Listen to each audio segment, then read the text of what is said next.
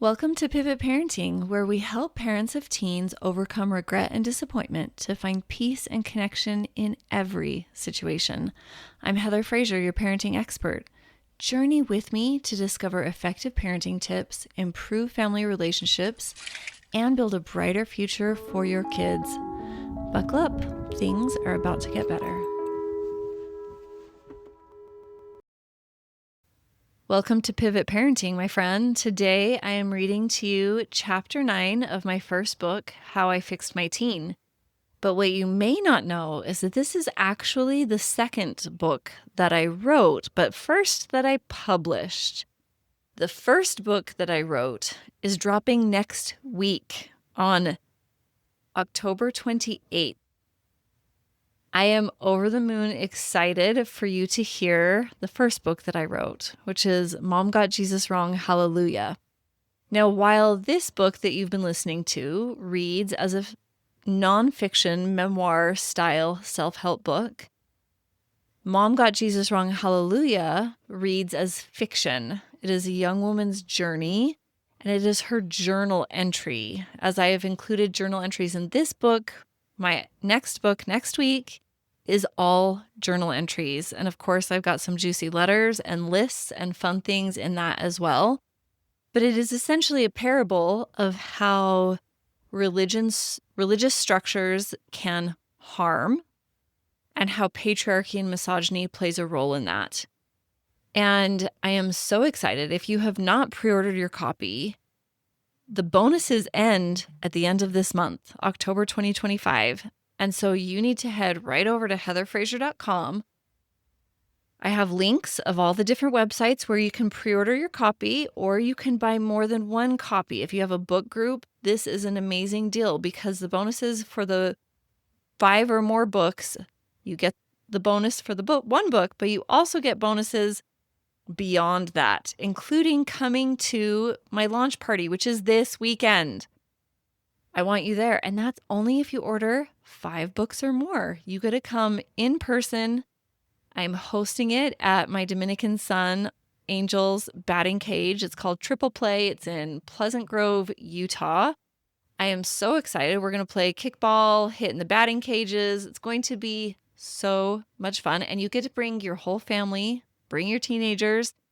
They might find somebody to flirt with there. We don't know. My teenagers will be there. It's going to be a party. We'll have food and all kinds of fun. So before we dive into chapter 9, go pre-order the book. And I hope to see you at the party this weekend. Chapter 9. I wanted to believe that's all there was to know. Yeah, no. It's wild how your emotions can go from 0 to 60 with one bit of information. Or lots of bits. It was a nice day. I was excited to meet my sister for lunch. That morning, I was going to go with Lark to the lady parts doctor's office. I knew that she was planning to get an IUD. The pill wasn't working well for her. She was in her early 20s, and I was well acquainted with the fact that she wasn't playing along with the Mormon belief of abstinence before marriage. And honestly, I was fine with that. It was not my fave, but I respected her being an adult and agent unto herself. We get there and get put in a room. I tell her that I'll be wherever she's most comfortable to have me during her visit. It's just the two of us.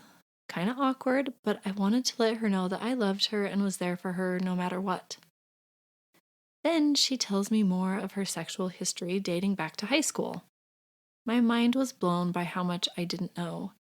She had hidden so much from me, even though I told her we assumed that she and her high school boyfriend of several years were doing everything, which surprised her that we weren't so naive. I asked her why she hid so much from us, and bestie, this is where my heart really broke. You see, we'd told our kids that we would love to help them financially with undergrad, assuming they made good choices, not pissing their life away. Keep your scholarship and don't party every weekend or sleep around. In other words, have a quality educational experience. She took this to mean that she had to hide things we may not have approved of. Even though I could check her location at her boyfriend's apartment all weekend long, She didn't want to lose financial support and perhaps our love and respect, so she hid much. Therefore, she didn't have our emotional support, the most important kind. Hi there. I just want to pause and let you know if you are struggling to make sense of your teen's behaviors, emotions are running wild, and you're looking to turn things around to have the family you dreamed of while rocking them to sleep, I would love to talk to you. I want to give you a special, powerful gift.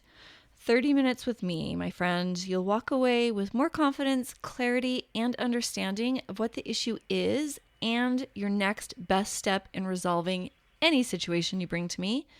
It's completely free. I love families and want to help yours be wildly happy and successful. Book this call by visiting my website, heatherfraser.com. Remember, Fraser is spelled with a Z-I in the middle. And don't worry, the link is also in the show notes. I look forward to meeting and helping you. I rarely feel regret these days, but this was one of those times. Our rules had put her more at risk because she didn't want to follow them.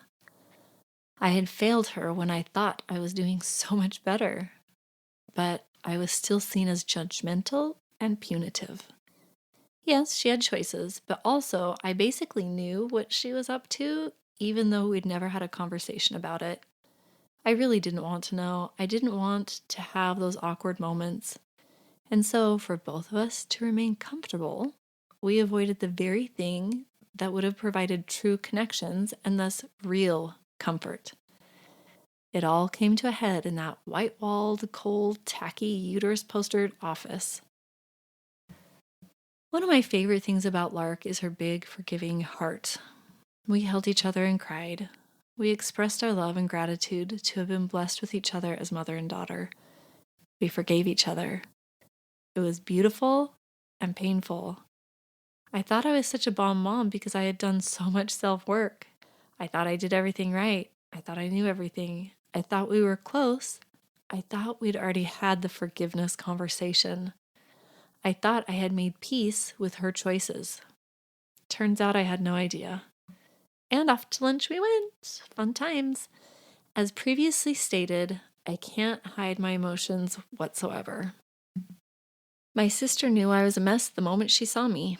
She loved me and Lark and didn't press us. It took me a while to recover from the hurt of seeing myself more clearly, being told what my gut already knew she was up to, and more. I knew that I didn't want to look away, shove the blame on her, or spin in self-blame. I was smart enough at this point to know none of that would help either of us. So what's the next move? One that's emotionally healthy when you're struggling. Feel the suck. And yeah, it sucks. I didn't like that I had co-created this lack of honesty and therefore missed being able to really help my baby. It stung to have my short-sighted and neglectful perspective shown to me in such a way. But I stayed on that raw, original plane of pain. This is trickier than it sounds. Most of us don't stay in the clean pain of it. We either blame ourselves or them, get angry, try to avoid it all, play the victim, or go to war with those we love to not feel like an idiot. Try it out and see what you think. Just sit in the ouch. Explore it. Seek to understand how it physically feels and how it's okay to have it, and how you can have grace for yourself and others while you process the experience. It will ebb and flow. This is all perfect. Don't see the emotions as a problem, but rather a sign of having a human experience. Even Christ, who really was perfect, if you ascribe to Christian philosophy, felt betrayed, belittled, sad, misunderstood, angry, and asked to not have to feel all the feels. It really is the deal to feel the entire spectrum of human emotion, good and ouchy. Making peace with however you're feeling and not trying to escape it by shifting into resentment, frustration, or blaming you or them helps the experience be less painful and shorter in duration. And when you can't be in that peaceful place, love yourself all the same.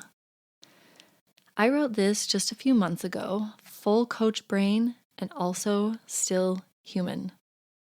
May 8th, 2023. Change of mind. I want to crawl out of my skin. I want to climb into bed and disappear. I am no good. My kids hate me. If I were to disappear and anyone noticed, they'd be fine, except they'd have to do their own crap and make their own meals. That's my whole purpose for them. I'm not a person with feelings and ideas and hopes and intelligence. I'm just a really helpful object. Maybe this is how God feels sometimes? Prob's not, because he's perfect. I know I'm making it about me, but full victim mode, and I could even see it, but I couldn't process and move through it right then. Don't worry, friend, I'm fine. Really. Mom, you don't need to call and tell me how precious I am. Or you could. I love hearing from you, and I love how you always write back to my coaching emails with love and encouragement. I include this entry to show you how life sometimes sucks for everyone, and nobody gets a pass. We all have a stupid human brain that pulls shiz like this on us. Not fun, but shows us where we still have some work to do. It took me a little bit of time to want to give up the victim role. In a weird way, being the victim is comforting, powerful, safe, but it never feels good. I'm somewhat stubborn, and when I'm stuck, I usually have to sit there for a day or more before I say, fine, I guess I'll do the work. Let it go, whatever needs to be done. It's okay if you're like me and sometimes want to play the victim. I get it. That's why we're friends. The important thing here is that I could see it for what it was. So when I was ready, I knew what to do. This is a tricky spot that many people need help with the first few times. I'm here for you if you want, my friend. In this chapter, there is not a step, but a reminder that if you think you've arrived, are woke, done, and ready for vacay the rest of your life, you're just not seeing clearly. We've never arrived, and the process isn't linear. Our flow is often interrupted. What we anticipate may or may not happen, and life can still be beautiful. Slow down. It's not a race. There isn't a destination. Pause and look around. If the fact that my story not containing a step in this chapter bugs you, then I'm speaking directly to you. I'm guessing that this happens all over your relationships and thought processes. And this is the exact work I mean to point out to you. Also, I love you, and it's okay if this is you. The point is to love and feel love, to grow and evolve and help others do the same should they want to. Work when you can and rest when you need to. Both places are necessary for progress. Let's look a little deeper at this concept. I've coined a new term for us to consider. Heather is the one, an expert in the field. She knows her parenting stuff, including how confusing it can be. You've tried it all, and it's a lost cause. Crying in the closet 'cause you failed.